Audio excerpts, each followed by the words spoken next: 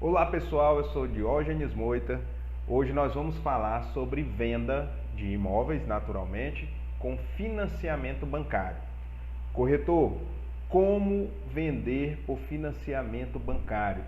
Financiamento bancário que é uma ferramenta fundamental para todos nós corretores de imóveis, na medida em que permite que o leque, que o funil de venda se abra para um número maior de clientes, uma vez que ele pode utilizar-se do crédito para adquirir o imóvel, certo? Ele não precisa dispor, portanto, do dinheiro todo do imóvel, do valor integral do imóvel para fazer aquela aquisição. Então, o financiamento bancário, ele movimenta realmente de uma forma poderosa todo o nosso mercado imobiliário. Ele fomenta não só o cliente comprador, ele fomenta também as construtoras, ele fomenta todo o mercado de forma geral. Então, o financiamento bancário ele tem aí uma irradiação poderosíssima no setor imobiliário, tá? Mas agora trazendo para a ótica, nossa ótica, corretor de imóveis, eu quero bater um papo com vocês, discutir o que nós, corretores de imóveis, temos que estar atento para, por consequência, fechar cada vez mais negócios com a devida segurança, com o devido cuidado, com a devida transparência, que é super importante nas negociações com imóveis, tá bom? Então, como vender por financiamento bancário? Eu queria pedir que vocês já deixem aqui o like de vocês, comentem as dúvidas que vocês têm com relação a esse assunto, tá? Alguma dica, alguma sugestão, alguma dúvida, alguma informação, se no mercado onde você atua tiver uma informação a mais, algo diferente que possa enriquecer ainda mais o nosso conteúdo, por favor. E para quem desejar receber o material dessa aula, você pode chamar lá no direct, @diogenesmoita, que a gente vai disponibilizar o material dessa aula sem problema nenhum, tá certo? Então vamos lá. Venda com financiamento bancário. O que nós devemos observar? Primeiro ponto, com relação ao imóvel, tá? Nós temos aqui no canal já uma aula sobre captação de imóveis. Eu peço que você, que está assistindo essa aula agora, ou ao final desta aula, ou até mesmo agora, vá lá na aula sobre captação de imóveis, que ela é fundamental para que você tenha uma compreensão melhor sobre o que nós vamos tratar aqui, tá? A captação de imóveis bem feita, ela viabiliza, inclusive, que o negócio possa ocorrer com mais celeridade, com mais transparência e muitas vezes, inclusive, é a diferença entre o negócio acontecer ou não. Então, o que nós temos que observar em relação ao imóvel quando a gente vai vender esse imóvel através de financiamento bancário? O registro de imóveis, a gente sempre recomenda, e inclusive a Caixa Econômica pede por padrão a certidão de inteiro teor atualizada. Essa certidão ela é emitida pelo cartório competente, onde o imóvel está registrado. Você vai lá no cartório onde aquele imóvel está registrado, de posse do número da matrícula do imóvel. Normalmente o seu cliente ele pode até ter o registro de imóveis em mão, mas é muito difícil que ele tenha a certidão de inteiro teor atualizado. Eu vou usar como referência aqui o meu mercado, Teresina, Piauí. Nossos cartórios exigem, que essa certidão de inteiro teor, ela a cada 30 dias seja renovada. Então, mesmo que o cliente seja um cliente cauteloso, que tenha sempre a documentação do imóvel dele em mãos, o que, pelo menos no meu mercado aqui, não é tão comum, mas mesmo que seja esse cliente com essa preocupação, você tem que pegar essa documentação e analisar se ela tem no máximo 30 dias. Então, a Caixa Econômica vai pedir a certidão de inteiro teor atualizada e, por norma, que o nosso cartório ele considera atualizada uma certidão que tenha no máximo 30 dias. Então, você pega o registro de imóveis ou a certidão de inteiro teor que o cliente tem. Se ela não tiver dentro desses 30 dias, você vai no cartório competente, de posse desse número de matrícula, e você solicita essa certidão de inteiro teor atualizado. Que certidão é essa? É uma certidão que conta toda a história do imóvel. Ela conta toda a história do imóvel, quem comprou, passou para quem, vendeu de que forma. Lá vai estar constando todas as averbações que foram feitas nessa matrícula durante a, entre aspas, vida desse imóvel, certo? Então, lá também vai estar mencionando possíveis observações feitas, por exemplo, pela justiça. Vamos dizer que o cliente sofreu uma ação de cobrança e aí tenha lá uma restrição referente a uma cobrança judicial, é feito lá uma restrição na matrícula do imóvel. Isso já vai impedir o cliente de negociar esse imóvel. Vamos supor que o cliente tenha ainda lá uma anotação de hipoteca. Então, além de solicitar o registro de imóveis, corretor de imóveis, leia toda a documentação, tá? Eu chamo a atenção para essa questão aqui de averbações, aqui principalmente para você, corretor, que está negociando imóveis de terceiros. Não raramente, olha só, não raramente, eu diria que é até muito comum aqui no meu mercado, nós, corretores de imóveis, nos depararmos com um documento, um registro, uma certidão de inteiro teor atualizada que já não retrata a realidade do imóvel que está sendo vendido. Você pode pensar, como assim? Se você acabou de dizer que uma certidão que tenha um prazo de 30 dias, ela é oficialmente aceita. Vou lhe dar um exemplo. Imagine só, me permita aqui, por favor, beber uma água. Imagine só que esse imóvel, por exemplo, durante os anos, né, durante a passagem do tempo aí, a prefeitura tenha feito um beneficiamento na rua e que a prefeitura tomou um pouco do espaço desse imóvel. Isso pode acontecer. O que acontece? Tem que ser feita uma revisão de alinhamento nesse imóvel. Esse imóvel, para o exemplo que eu estou citando, quando ele menciona o tamanho do terreno, esse tamanho de terreno que está na matrícula não condiz com a realidade. Bora para outro exemplo. Exemplo real, inclusive. Olha o cuidado que você tem que ter. Vou voltar de novo para a história da captação bem feita. Cheguei para captar um terreno e solicitei o registro de imóveis. Aqui no meu mercado eu ainda tenho realmente um trabalho de educação dos clientes vendedores. Eles muitas vezes estranham, inclusive, o fato de eu pedir o registro de imóvel. Acredite ou não, não é muito comum os profissionais pedirem. Eu penso que não é muito comum, porque normalmente os proprietários têm até assim um pouco de preocupação em fornecer o registro. Aí eu vou explicar. O registro é um documento público, qualquer pessoa pode chegar no cartório, solicitar uma segunda via, isso não é problema nenhum. Eu preciso dessa documentação, senhor fulano, para que eu tenha clareza de todas as informações do imóvel, para que a gente possa realmente ofertá-lo da forma correta, trazendo inclusive uma maior percepção de valor para o seu patrimônio. Com muita luta, nesse caso, o cliente forneceu o imóvel, o registro de imóvel. Antes de solicitar a atualização da inteiro teor, eu fiz uma pergunta para ele. O corretor de imóveis tem que aprender a fazer perguntas, certo? Então eu li lá o imóvel, aparentemente estava tudo ok. Eu olhei, vi lá o tamanho, olhei, realmente não tinha nenhuma construção no terreno, não tinha nenhuma construção feita ali, anotada no registro. Aí eu fiz uma pergunta: senhor fulano, as medidas do seu terreno, elas estão totalmente atualizadas?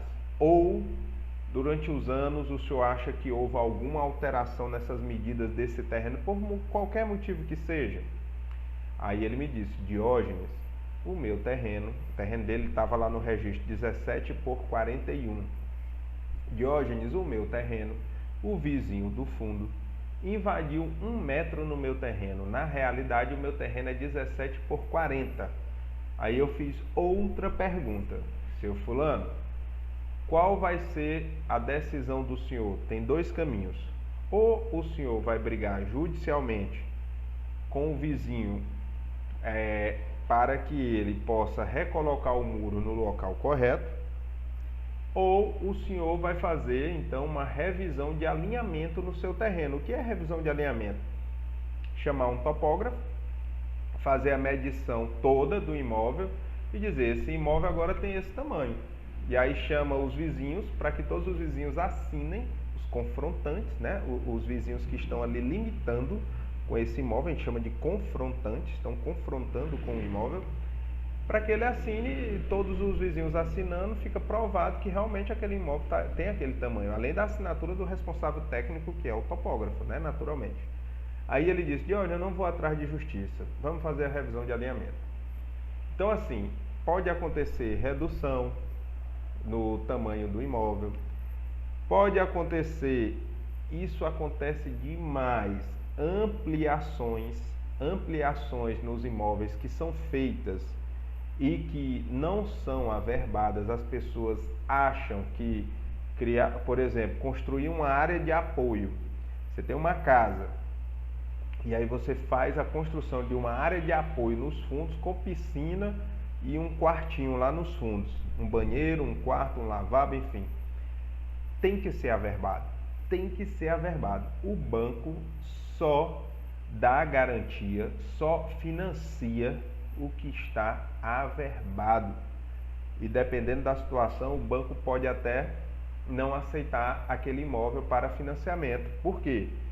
Se você apresenta lá uma certidão de inteiro teu, você pode perguntar: eu vou apresentar a certidão de inteiro teu, como é que o banco vai saber se está tudo ok ou não?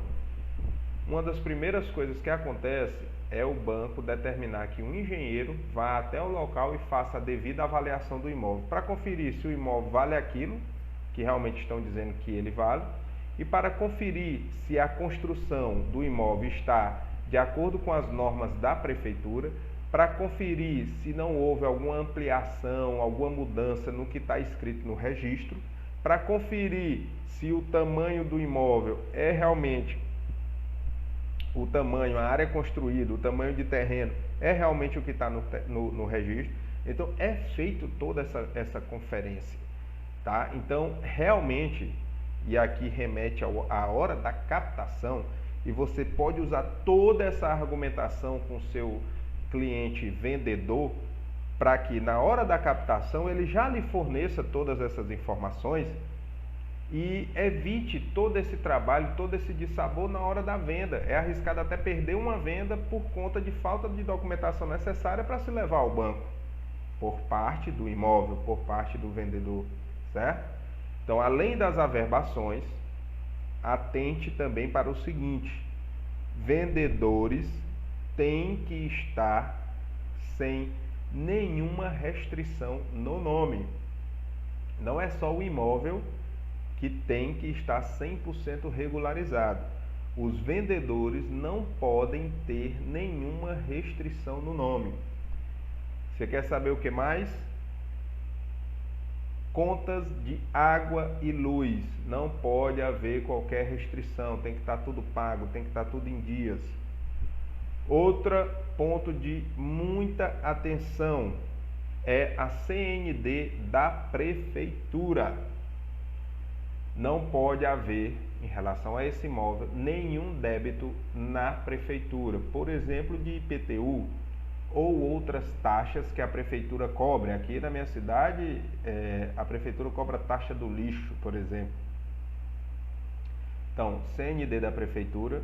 Outra CND, anote aí: se for um imóvel de condomínio, você tem que ter a CND da administradora de condomínio. O que é CND? Certidão negativa de débito. O imóvel não pode ter débito em lugar nenhum. Os vendedores não podem ter débitos em lugar nenhum. E você me pergunta: e nada em relação ao comprador? Estou vendo a gente falar esse tempo todo sobre o imóvel, sobre o vendedor e o comprador? Nada. Vamos ver o que o comprador precisa apresentar para poder a venda acontecer, e você, corretor, que fez uma captação com devido cuidado, que está atento ao registro de imóveis, à certidão interior atualizada, atento às averbações, se está tudo ok, atualizado, se está tudo bem anotado no registro. Se você, corretor, que está atento que os vendedores tenham o nome limpo, que não haja débito de prefeitura, nem de condomínio, nem água, nem luz, pois na hora de vender você tem que estar atento ao comprador. E você, corretor, tem que orientar o comprador. O que o comprador vai ter que apresentar? Relação de documentos para análise de crédito. Análise de crédito de quem? Do comprador. Minutinho só. Desculpem, é porque realmente eu estou sendo abençoado com uma gripezinha nesses dias. O que o comprador, ou os compradores, nós vamos já falar sobre isso, o que tem que ser apresentado para devida análise de crédito? Análise de crédito ou junto ao banco, ou junto a uma construtora, porque muitas vezes as construtoras, elas próprias financiam os seus empreendimentos, tá bom? Vamos entender aqui. RG e CPF, certidão de nascimento ou casamento, com as devidas averbações, tem que ser tudo atualizado. Aqui, inclusive, chegam até muitas vezes o cartório a exigir essa certidão dos últimos 30 dias. Comprovante de endereço atual, os últimos 30 dias, por exemplo. Para o caso de quem é seletista, né? Ou seja, que trabalha via CLT, tem carteira de trabalho, tem que apresentar a carteira de trabalho, tem que apresentar os 3 últimos contra-cheques. Aqui vale para funcionário público ou para pessoa que tem carteira de trabalho, né? Quem é funcionário público não vai apresentar carteira de trabalho, vai apresentar os 3 últimos contra-cheques. Se o cidadão tiver FGTS, tem que apresentar o extrato de FGTS, porque o FGTS ele pode ser utilizado no pagamento da entrada, certo? Apresentar também imposto de renda com recibo, se declarar imposto de renda. Se o comprador for uma pessoa que tem renda informal, ele tem que apresentar os 6 últimos extratos bancários, para que o banco faça a análise da movimentação financeira dessa pessoa e a partir daí module a capacidade de pagamento dele, né? Eu quero trazer aqui uma análise rápida para vocês. Você, corretor, que está lá na rua, no dia a dia, você quer fazer aqui uma conta rápida, grosseira, para entender, mas que serve para lhe dar um norte muito bom, para você entender se aquele cliente tem ou não capacidade de pagamento. Aqui é uma conta rápida, grosseira, que lhe dá um norte, tá bom? Só que com isso aqui você já consegue excluir clientes que não têm perfil, verdadeiros absurdos que muitas vezes aparecem. Por exemplo, normalmente a prestação do financiamento, me permitam, estou falando aqui grosseiramente, só para lhe dar um norte, para você ter um raciocínio rápido em relação a perfil de cliente para um determinado imóvel. Normalmente, a prestação de um financiamento ela será 1% do valor financiado. Exemplo, o imóvel é 250 mil, o cliente está financiando 200 mil. 200 mil vai gerar uma parcela de R$ 1.500 a R$ 2.000. Existem variáveis muitas, como é a idade da pessoa. Estou considerando uma pessoa que tem uma idade que permita ela financiar no prazo máximo do banco, tá bom? Se a pessoa for mais velha, o banco vai liberar menos tempo de financiamento para essa pessoa, certo? Com menos tempo de financiamento, é natural que a prestação fique mais alta, perfeito? Estou fazendo considerações médias, por favor. Então, imagine que a prestação ficou R$ 2.000. O banco entende que você, consumidor, pode comprometer no máximo 30% da sua renda. significa o quê? Para pagar uma parcela de 2.000, você tem que ter uma renda no mínimo 3 vezes maior, uma renda de 6.000. Então, aqui eu estou fazendo considerações a grosso modo. O banco vai levar em conta muitos outros detalhes, a idade da pessoa, se ela tem outros comprometimentos financeiros, se a pessoa... Porque essa conta de 30% da renda, ela vale para tudo. Se tiver um financiamento de veículo, já derruba do seu crédito, porque ele mede que o consumidor ele pode comprometer até 30% com esses financiamentos. Então ele vai analisar como é seu gasto no cartão de crédito. É uma análise minuciosa que o banco faz nesse sentido, beleza? O que é possível fazer? Comprador pode unir forças com um ou mais pessoas, um ou mais compradores, para juntos apresentar toda essa documentação, cada um apresentar toda essa documentação e assim formarem uma renda conjunta maior e alavancarem a sua capacidade de financiamento. Legal? Se a pessoa for casado, isso não é uma possibilidade, é uma obrigação. Tem que ser apresentada a documentação do marido e da mulher. Perfeito? Então, entendam, se você é casado, você tem que apresentar a documentação sua e de seu cônjuge. Caso você queira unir forças com outra pessoa, não necessariamente um cônjuge, não tem problema, você também pode. Junta todo mundo essa documentação, todos serão analisados, questão de restrições, questão de capacidade de pagamento, questão de histórico financeiro, certo? Tudo vai ser analisado. E aí acontece, se tudo correr bem, a aprovação do cliente para o crédito e aí você vai, feliz da vida, poder consolidar a sua venda, tá bom? O que eu realmente recomendo? E aqui vem o ouro aqui da nossa aula.